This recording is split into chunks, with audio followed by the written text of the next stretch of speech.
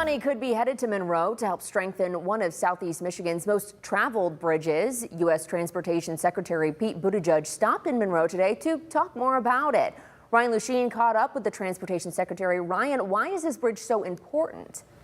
Well, Kaylee, the River Raisin Bridge has needed some TLC for quite some time, and while it was one of Buttigieg's last stops, it's still an important part of America's future.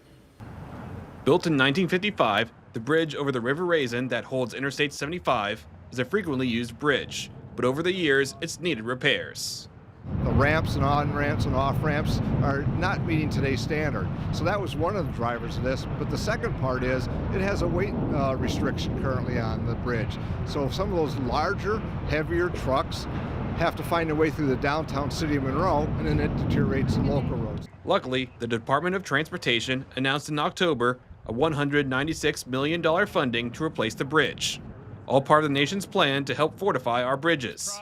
U.S. Transportation Secretary Pete Buttigieg visited the bridge, voicing his faith in what he calls an investment for the future. We can finally get this bridge replaced, have something that is ready for the decades to come, can bear all of this very important truck traffic, and just not be a bottleneck for the future.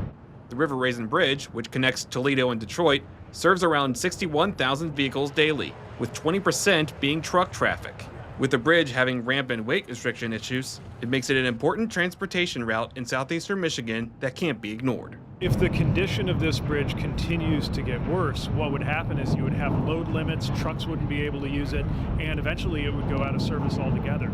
That would be a terrible economic blow to anybody who counts on the Port of Monroe, or really anybody who counts on that interstate and international traffic that goes over this part of the interstate.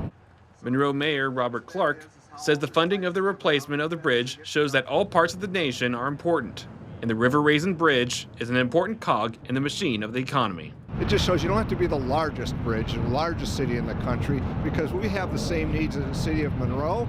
Across the country, there's other locations just like us that makes a significant improvement, both from an economic and community development standpoint. And Secretary Pete Buttigieg says that the importance of the bridge are seen and that good news will continue to come in the future. Reporting in studio, Ryan Lucien, WTOL 11.